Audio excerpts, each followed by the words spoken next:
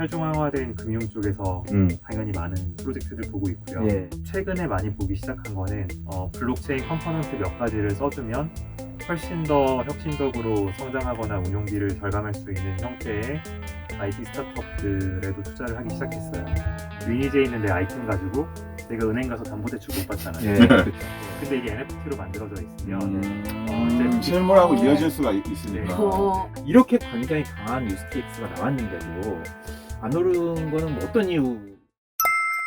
해시들을 창업한 이후에 투자하기 시작한 곳과 이 업계에서의 어떤 곳에 투자를 하고 계신지 좀 하나하나씩 좀 더 조목조목 살펴보고 또 그 산업에 대한 이야기를 해보도록 하겠습니다.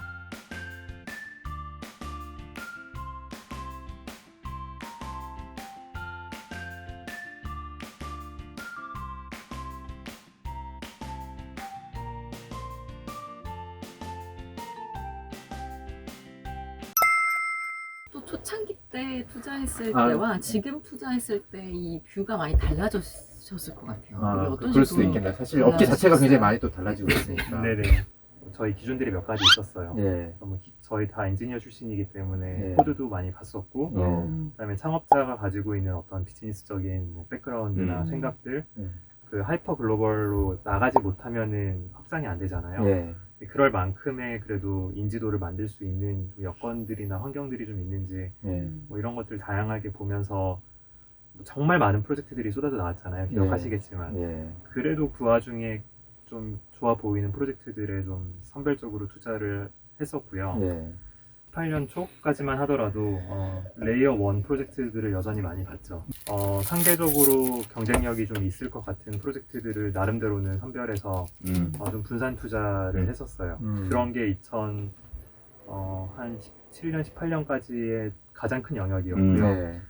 점점 더 이제 레이어를 더 위로 올리고 있는데, 예를 들면 이더리움 생태계의 가장 큰 장점은 이가 없으면 뭐 잇몸으로 먹을 수 있을 것처럼 이더리움이 가지는 문제를 보완해주는 세컨 레이어 솔루션들이 굉장히 훌륭한 프로젝트들이 많아요.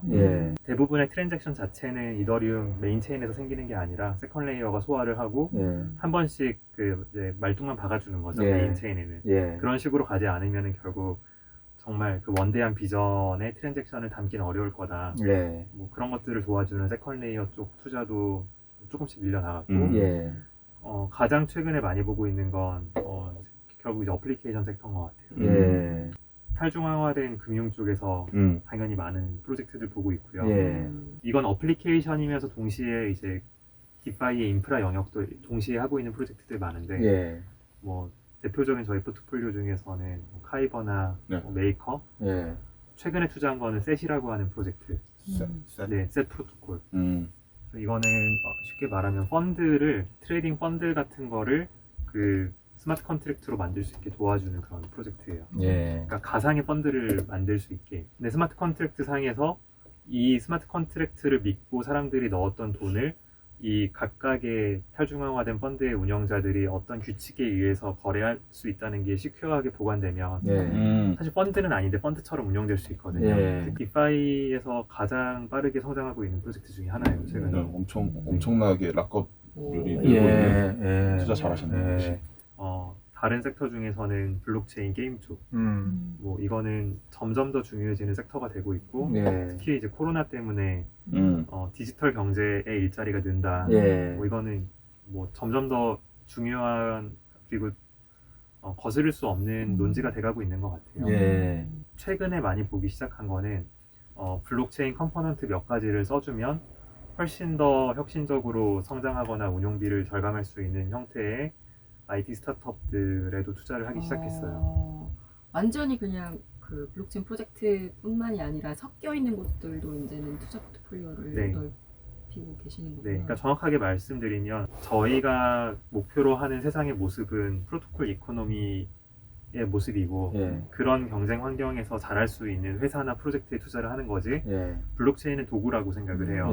근데 결국 블록체인을 써야만 이런 그 기업, 이런 새로운 형태의 기업의 모습을 갖추는데 결국은 도움이 될 거다라는 확신을 가지고 있고요. 다만 이제 우선순위의 문제인데 처음부터 블록체인에서 만들어야만 하느냐, 혹은 잘하고 있는 회사가 어느 티핑 포인트를 넘어갈 때 예. 블록체인을 일부 컴포넌트로 쓰는 게 더 좋냐. 예. 이거는 뭐 비즈니스 모델마다 케이스 바이 케이스일 것 같고 예. 어쨌든 이런 후자의 경우에 대해서도 예. 최근에 몇 가지의 투자를 진행을 하고 있어요. 예. 디파이 말씀하셨잖아요. 네. 이제 지금 이더리움이라는 게 이제 제가 보기엔 이런 것 같은데 이더리움이 딱 나와가지고 와 굉장하다고 사람들이 스르르 모였는데 보니까 그 트랜잭션에 굉장히 약간 리미테이션이 있었고 그러면 이 단점을 보완하기 위해서 이제 경쟁 플랫폼이 많이 생겼고 근데 그거랑 상관없이 지금 기존의 이더리움만 가지고서 디파이를 해보는 사람들이 생겨나면서 지나간 시점에 보면은 가장 큰 유스 케이스는 디파이 쪽에서 지금 생기고 있는 거잖아요. 그렇죠. 예. 네. 3월 13일이었나요? 그 블랙 설스데이 예, 있었잖아요. 그때 문제는 네, 있었죠. 네, 그때 결국은 그 디파이들이 정말 와장창 망가졌거든요. 예. 특히나 그 리밸런싱이나 이런 것들이 막 일어나는 큰 가격 변동이 있을 때 예. 정말 많은 문제들이 생겼었고 예. 특히 이제 오라클이 제대로 동작 안 해서 그쵸, 예. 네, 뭐 많은 문제들이 예. 터졌었잖아요. 예. 이더리움 뭐 2.0가 제대로 안 나오면 예. 굉장히 불안하다는 생각도 모든 디파이에서 일하는 사람들이 가지고 있어요. 예. 근데 반면에 그럼에도 불구하고 이 시장을 저희가 좋게 보고 있는 건 예. 구멍도 계속 생기고 있는데 예. 그 구멍을 온갖 창의적인 방식으로 메꾸는 속도가 조금 더 빠른 것 같아요. 예. 보완하는 프로젝트들도 막 네. 엄청난 속도로 나오고 네, 있고. 네. 예. 근데 그에 비해서 이더리움 가치는 음. 별로 많이 안 오르고 있단 말이죠. 네네. 이렇게 굉장히 강한 유스케이스가 나왔는데도 안 오른 거는 뭐 어떤 이유? 그러니까 다른 변수들을 몇 가지를 더 봐야 돼요. 네. 일단 첫 번째로는 그 TVL 기준으로 많이 높아지긴 했는데 네. 여기서 그 디파이 펄스에서 보이는 첫 화면에 보이는 거는 네. USD 기준이잖아요. 예. 거기서 이제 두 번째 탭으로 이스 기준으로만 보시면 예.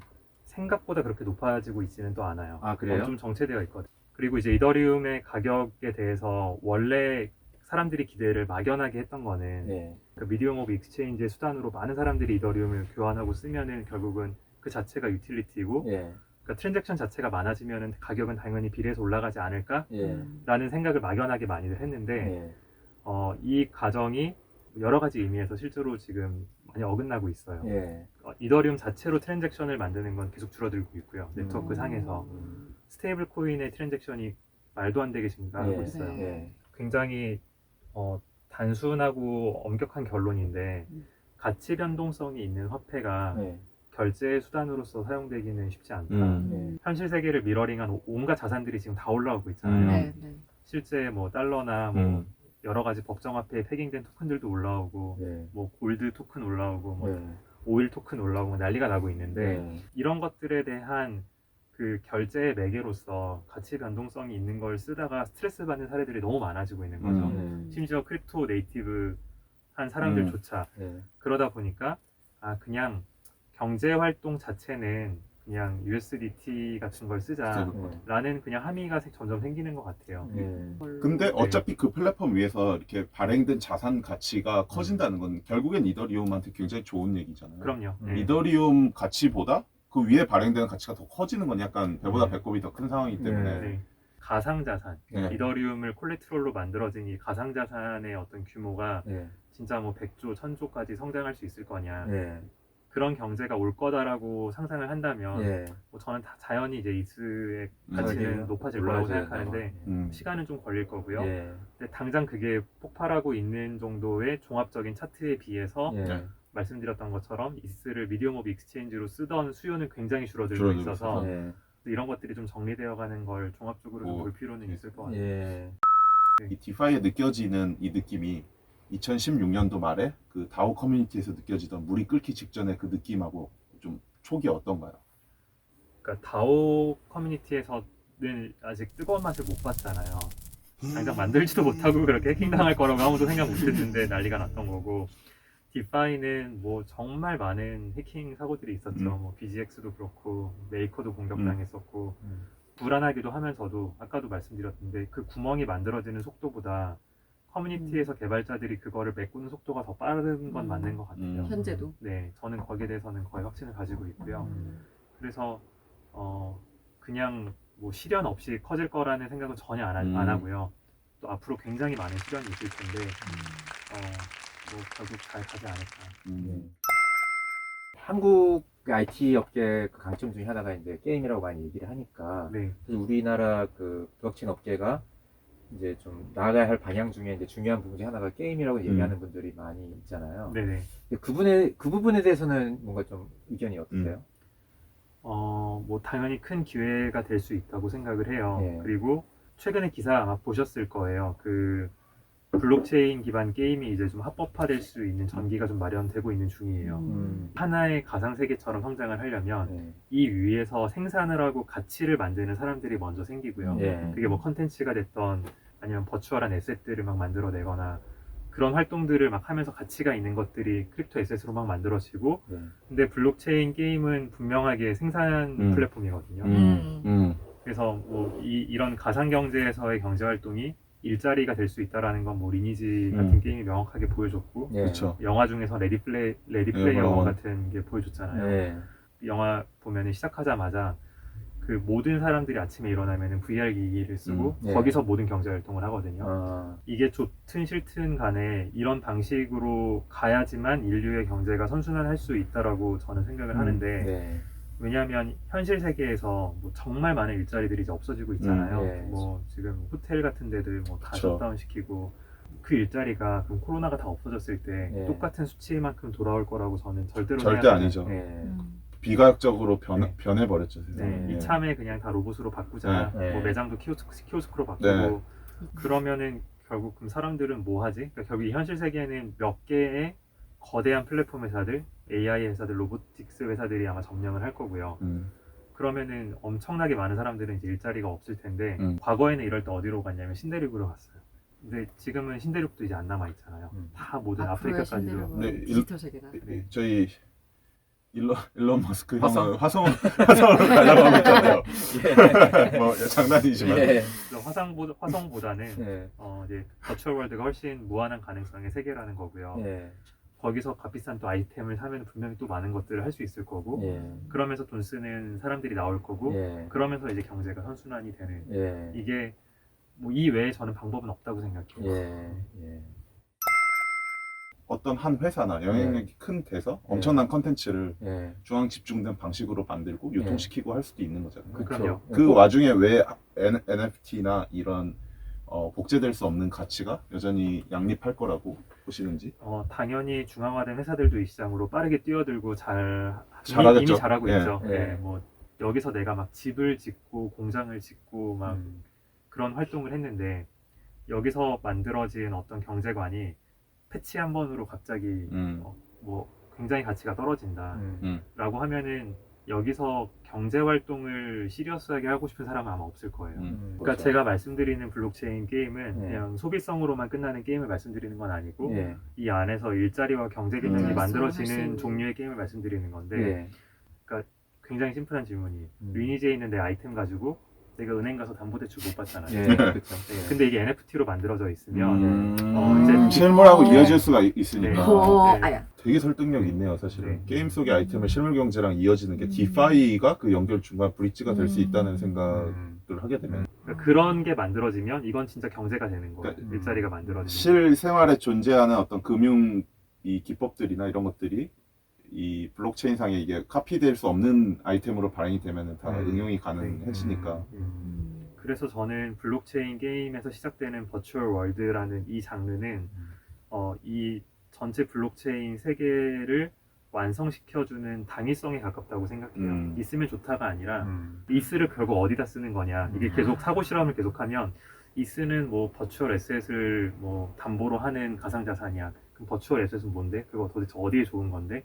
그럼 그거에 대한 유틸리티를 느끼는 사례들이 있어야 되는데 그게 어디서 많이 나올 거냐. 이 두 가지로 갈라질 거예요. 네, 한 가지는 가상 세계가 있을 거고 다른 하나는 현실 세계에 있는 에셋을 디지털 에셋화 시키는 거. 예, 이 두 번째에 대한 게 최근에 저희가 또 많이 보고 있는 새로운 섹터인데 뭐 예를 들면 이런 거예요. 제가 금융자산을 봤을 때 금융자산 별로 없고 부동산도 없고 가지고 있는 자산들은 대부분 동산이에요. 그러니까 명품백 같은 거 동산이잖아요. 남자들도 외제차 하나 들고 있으면 동산을 가지고 있는 거지 나머지 자산은 별로 없고 이런 사람들 많아지고 있는데 이 자산들은 디지털화되어 있지 않거든요. 네. 이거 가지고 내가 파이낸싱을 하려면 네. 예를 들면 전당포 가야 되잖아요. 네. 근데 만약에 이게 진품 명품백이고 거기에 대한 블록체인 기반의 보증서 및 소유권이 내가 가지고 있다. 그러면은 그 인증서만을 내가 담보로 넣어놓고 바로 간편 대출을 해줄 수 있는 시장이 만들어질 거예요. 500만 원짜리 백일 때 전당포 가져가면 한 300만 원 정도 주겠지만 이거는 실제 그 물건을 받은 건 아니니까 뭐 100만 원이나 200만 원 정도. 요거 설득력 좀 있네요. 왜냐면 그런 소확행하는 뭐 백푸어, 카푸어 분들은 또 급전이 많이 필요하시거든요. 그 수요층과 맞아 떨어져요. 예. 디파이에서 일어나는 그런 결합성을 보면 저는 핀테크 업체는 블록체인, 그러니까 디파이에 의해서 그러니까 해체 재결합되는 건 시간 문제라는 확신을 저는 가지고 있어요. 그러면 이런 실생활에서 쓸 수 있는 뭐 블록체인 게임 산업이라든지 아니면 디파이를 지금 뭐 예를 들어 저나 아니면 제 친구들이 쓸 수 있는 시점이 언제쯤 올 거라고 생각하세요? 저는 생각보다 되게 빠를 수 있을 거라고 생각해요. 이 게이트웨이가 언제 폭발적으로 늘어나냐. 지금까지 이더리움 생태계가 가졌던 제일 큰 문제는 하루에 활성화되는 주소가 좀 몇십만 개 수준이라는 거죠. 네. 그 디파이 서비스들에서의 그 사용자 수 보면은 되게 처참해요. 그 메이커만 해도 하루에 한 1000명 단위거든요. 일단 지갑을 가지고 있는 사람 수가 거의 없고요. 두 번째는 이 지갑을 가진 다음에 디앱 브라우저에 인티그레이션을 시켜야 그 다음부터 디앱을 쓸 수가 있는데 이것까지 완료한 사람은 진짜 몇 명 없을 거예요. 맞아요. 화폐 발행의 그 권한은 국가의 고유 주권이기 때문에 이게 일종의 암호학을 사용한 블록체인 테크놀로지를 사용한 뭐 한국은행의 데이터 센터에 존재하는 노드가 돌리는 형태가 될 테지 이게 뭐 민간이 참여할 수 있는 영역이 없는 거 아니에요? 저는 초기에는 명확하게 그럴 거라고 생각하고요. 네. 그 CBDC를 완전한 프라이빗 블록체인만으로 만들면 얘는 그냥 운영 주체가 그냥 국가밖에 안 되는 거고 네. 통제 권한은 완벽하겠지만 반대로 결합성적인 사용성은 굉장히 떨어지는 되게 똑똑하지 못한 디지털 달러가 되는 거고 반대로 민간에서 이미 굉장히 합법적인 방식으로 뭐 USDC라든지 이런 것들은 이제 규제 범위 내에서 민간들이 이더리움 같은 퍼블릭 블록체인 위에서도 CBDC 비슷한 것들을 막 발행하고 점점 양이 늘어나고 있는데 뭐 결국 경쟁도 하고 한편으로는 장점을 서로 흡수하기 위한 움직임들이 생기지 않을까 그런 생각을 하고 있습니다. 그럴 수 있겠네요. 이제 이더리움 2.0이 이제 7월 달쯤에 이제 나온다고 네네. 그렇게 얘기가 되고 있는데 이거에 대해 이더리움이 큰 호재가 될 수 있다고 생각하세요? 서준님 가벼운 마음으로 오셨는데 골수까지 짤짤 빨리는 느낌으로 왜냐면 이제 면역 포인트 투자하는 사람들 뭐 그런 중에서는 아직 거를, 크게 안 도망도 하는 못 가게 사람들은 가둬놓고 저한테 물어보는 거예요. 이거 네. 비트코인인데 이더리움 2.0 7월에 되면은 네. 2.0에 대한 기대감을 나 이걸로 네. 옮겨야 돼? 막 이렇게 물어보더라고요. 어, 일반인들은 그런 게 없는 사실 저는 진짜 단기적인 이벤트 드리븐 가격에 대해서는 진짜 신도 모른다고 생각해요. 예, 정말 반감기 때도 그렇죠. 뭐 정말 오를 수도 있고 떨어질 수도 있고. 근데 어쨌든 제가 그래도 드릴 수 있는 정도의 이야기는 혹은 실제로 저희 내부에서의 하는 트랜잭션도 저희는 이게 그 쇼텀 트레이딩은 절대 안 하거든요. 저희들은 최소 3개월, 6개월 정도 단위로 보고 지금 현재 시점에서 이더리움은 저는 기대감이 많이 있고요. 근데 그게 이더리움 2.0가 7월 달에 나오는 거에 딱 그 중요한 마일스톤은 아니에요. 왜냐면은 비탈리가 안 나온다고 참고로 또 얘기했죠. 7월달 안 나온다. 그러니까 그게 거의 아무 의미가 없어요. 왜냐하면은 그 이더리움 2.0이 크게 이제 페이스가 4개로 되어 있는데 그 중에 7월 달에 페이즈 1도 아니고 페이즈 0예요. 우리 지금 얘기하고 있는 게. 그래서 페이즈 0는 그 이더리움 비콘 체인이 이제 나오는 건데 지금은 POW 형태로 네트워크가 만들어져 있잖아요. 이걸 한 번에 POS 네트워크로 못 옮기니까 비콘 체인이라고 하는 사이드 체인을 하나 만들어서 그 100번 블록마다 하나씩을 그 캐스퍼 POS 기반으로 한 번씩 섞어서 찍어주는 거에 대한 테스트를 시작하는 게 페이즈 0예요. 다만 그래도 이제 진짜 하긴 한다. 페이즈 제로로 시작되고 적어도 이제 조금 더 명확한 마일스톤 하에서 페이즈 1으로 가는 문이 열렸다. 적어도 4분 떴다. 그런 정도의 의미가 있죠. 현재로서는 이더리움의 영향력은 좀 압도적인 것 압도적이죠. 같아요. 점점 더 간극이 커지고 있는 압도적이죠. 것 같아요. 다른 데. 이더리움이 근데 그 서플라이 캡이 없잖아요. 그거에 네. 대해서는 별로 우려 안 하세요? 많은 사람들이 우려하고 사실 이게 비트코인 커뮤니티와 이더리움 커뮤니티가 서로 물고 그런 있는 것 중에 하나죠. 예. 그래서 비트코인 하는 사람들은 이제 예. 너네 뭐 인플레이션 무한대인 예. 뭐 좋아 죽냐 뭐 이런 예. 얘기 많이 하는데 예. 분명히 장단점이 있어요. 예. 반대로 보면 비트코인의 가장 큰 리스크는 이 마이닝이 끝나는 순간 어떻게 될지. 그러면은 이 수수료로만 살아남을 수 수수료로만, 있을지. 네, 수수료로만 살아남는 게 과연 가능할까에 대해서 예. 지금 그 비중이 얼마였죠, 정성부 부장님? 그때 저희가 굉장히 얘기했었는데. 낮죠. 지금 예. 지금 트랜잭션 피는 뭐 1% 네. 정도? 리워드 전체 네, 풀에. 네. 와. 네, 그러니까 거기에 대해서 심지어 비트코인 맥시멀리스트들조차 네. 클리어하게 대답을 좀 못하는 사토시가 느낌인데 백서 쓰다 마지막에 좀 너무 피곤해갖고 대충 업적하다 빵으로 수령. 예. 방송이랑 비슷하네. 그때 텐션 떨어져서 예, 수수료를 알아서 서바이벌 할 거다. 끝. 네. 그래서 사실 그 부분이 이제 이더리움과 비트코인이 가장 큰 차이를 보이고 있는 네. 통화 정책 중에 이더리움은 하나인데 끝까지 책임을 지고 인센티바이즈를 하겠습니다. 모두고. 그렇게 볼 수 있다. 네. 그죠. 근데 사실 얼마든지 계속 포크가 이미 많은 포크가 있었고 이더리움도 예. 메이저 업데이트 할 때마다 그런 부분은 계속 바뀌어 갈 것 같아요. 예. 실험하다가 뭐 지금은 다 냉정하게 보면은 가능성 단계라고 봐야죠. 마지막으로 마지막 질문 마지막으로. 또 있어요? 대한민국 예. 그 블록체인 업계 발전을 위해서 어떤 뭔가 우리가 과제가 나가야 있을까요? 될 과제나 방향 같은 게 있으면 드디어 서준이 드디어 탈출할 수 있습니다. 네. 마지막 너무 오랫동안 붙잡았어. 이게 왜? 네, 30분 얘기할 줄 정말 최근에는 거의 일주일 간격으로 분위기가 좋아지고 있는 거 아, 같아요. 진짜요? 많이 느껴요. 이제 결국 제가 지금까지 말씀드렸던 많은 변화들이 다 엮여 있는 것 같아요. 예. 또 미국에서 이제 디지털 달러에 대한 논의들, 음. 그다음에 리브라에 대한 논의들 올라가는 거 다 사실 정부 당국도 스터디하고 있거든요. 예. 그런 거에 대한 미국 분위기가 바뀐 것들, 예. 결국은 마지막에 어떤 공식적인 입장 변화를 기다리고 있는 단계까지 온 것 같고요. 예. 야, 상당히 달라졌다. 그리고 2년 이제 전이랑. 특근법 시행령이 내년 3월 25일에 나와요. 예. 이제 특근법 시행령이 정말 중요해요. 예. 지금 특근법 초안을 보면은 굉장히 그 베이그하게 적혀 있어요. 그래서 네. 뭐 가상자산을 발행하거나 교환하거나 뭐 이런 판매 행위를 돕거나 이런 약간이라도 관여하면 예. 다 가상자산 사업자로 등록해야 되고 예. 거기에 대한 좀 구체적인 단계의 시행령안이 나와야 돼요. 예. 그래서 당연히 뭐 거래소라든지 뭐 커스터디 업체들은 뭐 당연히 가상자산 사업자 되는 게 맞는 것 같고요. 네. 어느 정도의 네거티브 규제 범위를 좀 잡아줘야 되지 않나. 예. 그래서 사람들의 어떤 자금 세탁이나 뭐 KYC, AML 이런 흐름을 보면은 네. 결국은 현실 세계에 있는 그 법정화폐를 가지고 예. 뭐 비트코인이 됐던 크립토 에셋을 거래소에서 아마 살 거잖아요. 예.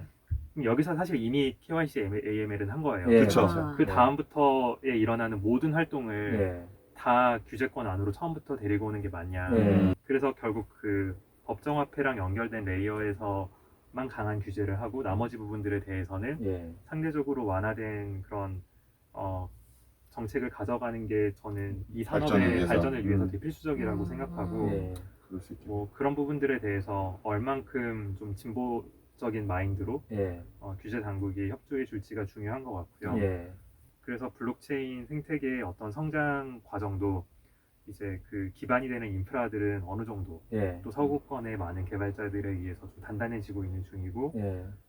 결국 이제 메서드 옵션이 예. 그 카카오나 라인이나 혹은 등등 다양한 인프라들 통해서 예. 뭐 금융권에서 열리는 크립토 커스터디 이런 걸 통해서 이제 예. 막 게이트웨이가 열리고 나면 정말 이 자금들은 많이 들어오고 시장이 커질 전기를 맞이할 텐데 예. 그래서 저는 한국 개발자들이 이 시장이 열렸는데 안 올 거라고 기대하진 않아요. 네. 앱스토어 만들어지면 개발자들 붙는 거고 예. 거기에 대해서 저는 한국 개발자들의 어떤 뭐 사업적인 마인드, 역량, 뭐 공격성 다 충분하다고 생각하고 예. 제일 중요한 거는 규제 당국이 예. 이런 환경의 중요성 오늘 예. 너무 진짜 긴 시간 만약 여건만 야. 된다면 계속 하고 네. 싶은데 그러니까 예, 이거 지금 다 배가 끝나지 않는 고문. 배도 고프고 가셔야 되고 그래서 가셔야 돼가지고 예. 아, 진짜 너무 오랜 시간 동안 이 자리에 함께해 주셔서 예. 감사드립니다. 예, 너무 감사합니다. 그리고 진짜 좋은 이야기와 뭐 예. 미래에 대한 어떤 고견과 이런 것들을 들을 수 있어서 예. 되게 많은 것들을 참고하게 될 것 같아요. 저도 개인적으로. 예, 이 에피소드는 이 업계에 있는 분들이 꼭 다 보셔야 될 것 같아요. 진짜 그래야 될 것 진짜. 같아요. 예. 발열 열심히 해보도록 하겠습니다. 이 시간 같이 함께 해주셔서 너무 감사하고요. 저희가 다 이게 오시면 게스트분이랑 같이 하는 게 좋아요 있어요. 하는 게 있습니다. 보셨죠? 하셔야 돼요. 아 네. 부끄러워. 좋아요, 네. 구독, 좋아요, 구독, 알림 알림 설정. 설정 눌러주세요. 네. 이렇게. 안녕 이렇게 끝내는 네. 거거든요. 선생님 여러분 같이 해주세요. 네네. 네, 감사합니다. 네, 코생이 여러분, 좋아요.